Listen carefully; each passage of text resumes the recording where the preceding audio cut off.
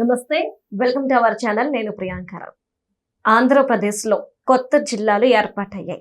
ఇప్పుడు 26 జిల్లాలు కాస్త 28 జిల్లాలు అయ్యాయి. మరి ఈ కొత్త జిల్లాల ఏర్పాటు ఏదైతే ఉందో ఇది ఆమోదయోగ్యమైన అనేది తెలుసుకుందాం. అలానే ఎక్కడెక్కడ ఏర్పాటయ్యావి అనేవి కూడా తెలుసుకుందాం. దీంతో పాటు ముఖ్యంగా కేబినెట్ మంత్రి రామ్ ప్రసాద్ గారు కంటతడి పెట్టుకున్నారు ఈ జిల్లాల ఏర్పాటు విషయంలో. అసలు ఆయన ఎందుకంత భావోద్వేగానికి లోనయ్యారు అనేది కూడా తెలుసుకుందాం. మనతో మాట్లాడడానికి ప్రముఖ పొలిటికల్ అనలిస్ట్ అప్పసాని రాజేష్ గారు ఉన్నారు. ఆయనతో మాట్లాడదాం. నమస్కారం సార్. నమస్కారం సార్, ఆంధ్రప్రదేశ్లో కొత్త జిల్లాలు ఏర్పాటైంది. దీనివల్ల ఇప్పుడు ఏపీకి లాభమా నష్టమా, అంటే అభివృద్ధికి ఏమైనా ఆటంకం కలిగే అవకాశాలు ఉన్నాయా? నెక్స్ట్ వచ్చేసి రామ్ ప్రసాద్ రెడ్డి గారు ఈ జిల్లాల ఏర్పాటు విషయంలో కంటతడి పెట్టుకుని భావోద్వేగానికి లోనే బయటకు వచ్చారు. ఇది చూసిన ప్రతి ఒక్కరికి కూడా ఒక క్వశ్చన్ మార్క్.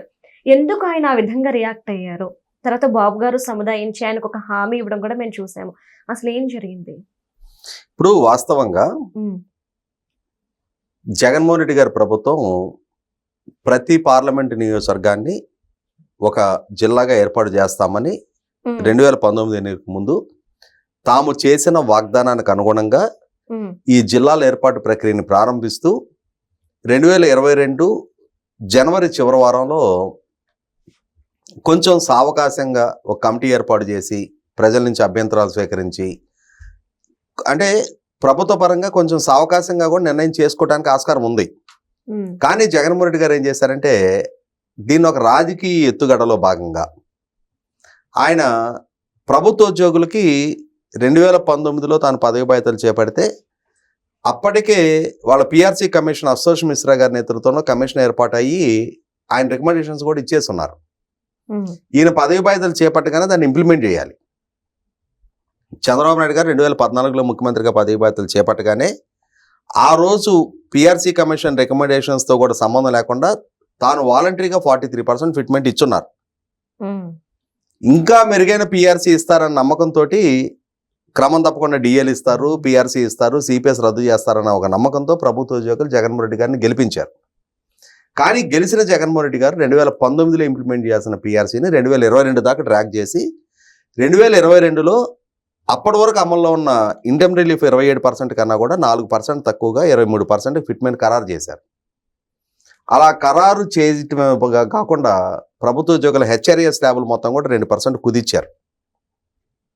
ఇంకా ముందుకెళ్ళి రిటైర్ అయిన ప్రభుత్వ ఉద్యోగులకి 70 సంవత్సరాలు దాటిన వాళ్ళకి అడిషనల్ క్వాంటమ్ ఆఫ్ పెన్షన్ అని చెప్పని 10% అడిషనల్ క్వాంటమ్ ఉండేది, దాన్ని కూడా రద్దు చేశారు. వీటన్నిటి నేపథ్యంలో ప్రభుత్వ ఉద్యోగులు ఉద్యమం బాట పట్టారు. వాళ్ళు చలో విజయవాడ పిలిపించారు. ఏ రోజైతే ప్రభుత్వ ఉద్యోగులు ప్రభుత్వానికి వ్యతిరేకంగా చలో విజయవాడ పిలిపించారో ఆ రోజు సాయంత్రం చీకటి పడిన తర్వాత అప్పటికప్పుడు వర్చువల్గా క్యాబినెట్ మీటింగు, అంటే జూమ్లో క్యాబినెట్ మీటింగ్ అరేంజ్ చేసి ఈ జిల్లాల ఏర్పాటు నోటిఫికేషన్ విడుదల చేస్తూ క్యాబినెట్ ఆమోదం వర్చువల్గా తీసుకున్నారు.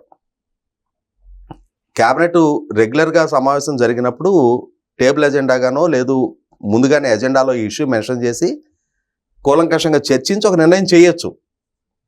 కానీ ఎప్పుడైతే ప్రభుత్వ ఉద్యోగులు ప్రభుత్వానికి వ్యతిరేకంగా ఒక ఉద్యమ బాట పట్టుతూ ఒక స్టేట్మెంట్ ఇచ్చారో, ప్రభుత్వానికి నోటీస్ ఇచ్చారో, ఆ రోజు ఆ ఇష్యూని డైవర్ట్ చేయడం కోసం అప్పటికప్పుడు ఈ జిల్లాల ఏర్పాటు ప్రక్రియను జగన్మోహన్ రెడ్డి గారి ప్రభుత్వం ముందుకు తీసుకొచ్చింది.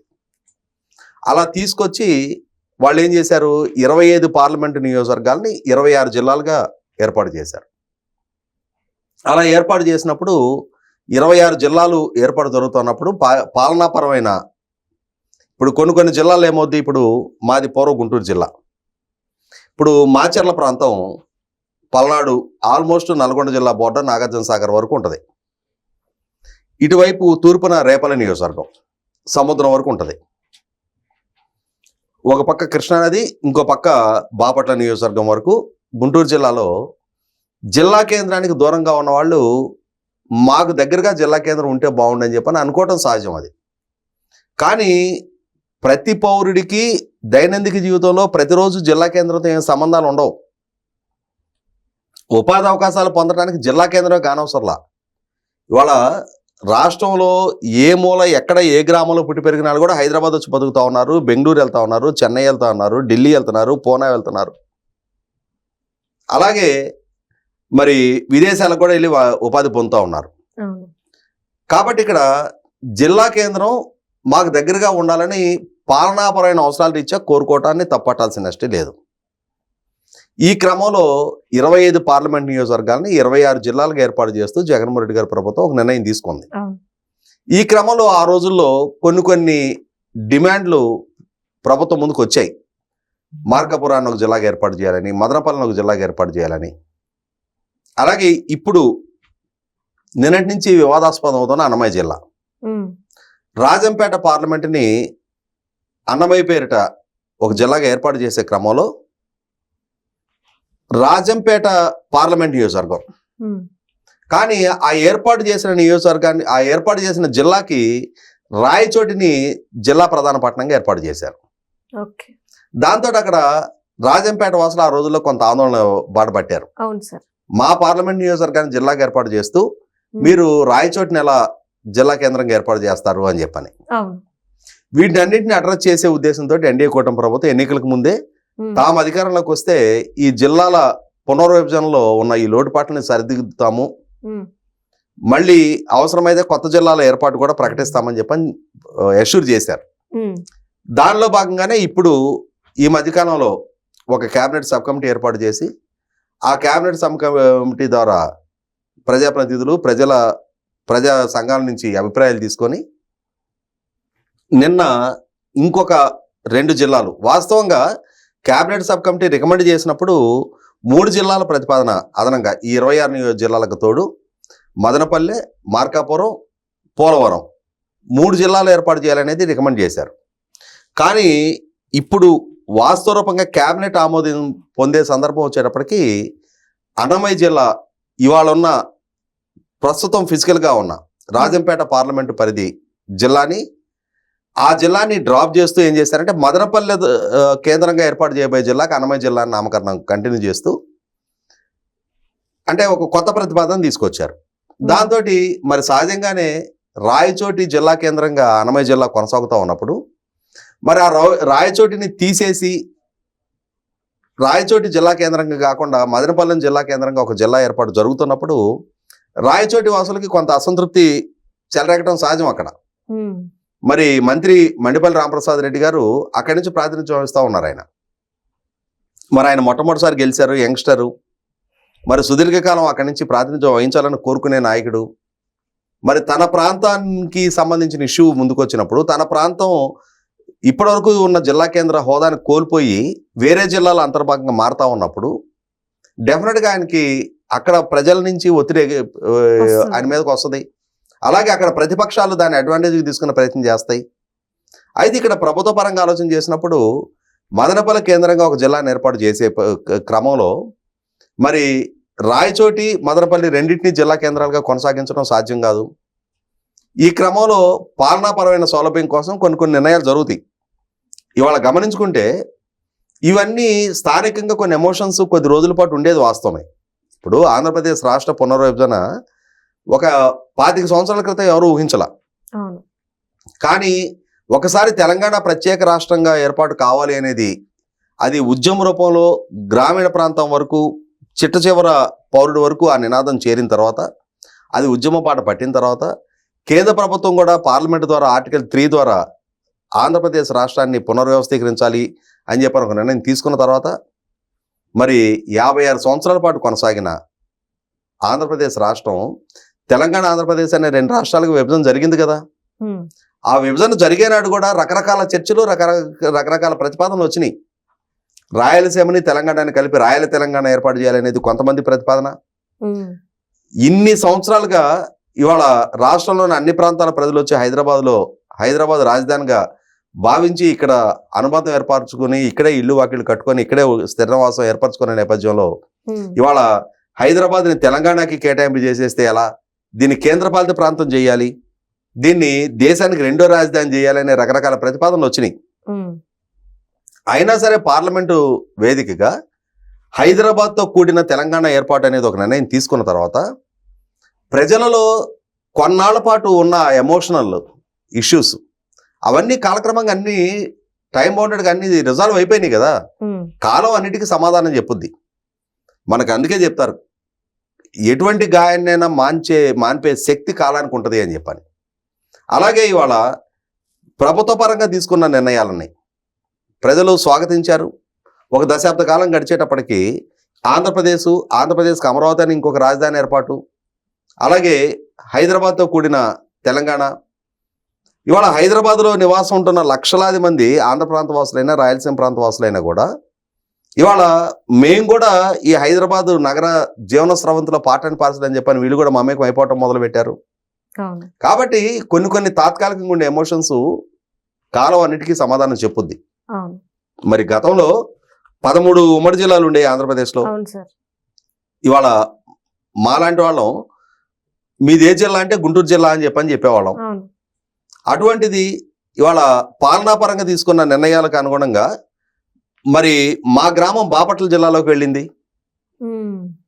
చిన్నప్పటి నుంచి గుంటూరు జిల్లా మాది అని చెప్పనే భావంతో పెరిగిన మాకు పాలనాపరంగా తీసుకున్న నిర్ణయం మేరకు ఇవాళ బాపట్ల జిల్లా అని చెప్పడం కొత్తగా అనిపిస్తుంది.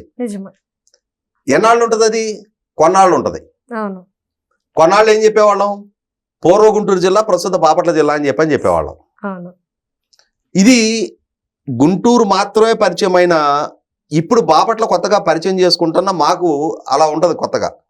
ఇప్పుడు చిన్నపిల్లలు ఉన్నారు, వాళ్ళు స్కూల్కి వెళ్ళి వాళ్ళు చదువు పలక మీద దిద్దటం మొదలు పెట్టగానే వాళ్ళకి తెలిసేది బాపట్ల జిల్లా, గుంటూరు జిల్లా విడివిడిగా. అవును సార్. వాళ్ళకి గుంటూరు తోటి అనుబంధం ఉండదు, గుంటూరు గురించి వాళ్ళకి ప్రస్తావన రాదిక. వాళ్ళకి తెలిసేది బాపట్ల జిల్లానే. కాబట్టి వాళ్ళు పెరిగేటప్పటికి ఈ బాపట్ల, గుంటూరు అనే ఈ ప్రాంతీయ అసమానతలు, వ్యత్యాసాలు లేదు ఎమోషనల్ కనెక్టివిటీ వాళ్ళకు ఉండదు. వాళ్ళకి తెలిసేది బాపట్ల కాబట్టి బాపట్లతోటి అనుబంధం ఉంటుంది. ఇప్పుడు సపోజ్ మేము చిన్నప్పుడు మాకు తెలిసింది మెడ్రాస్ అనే పేరు.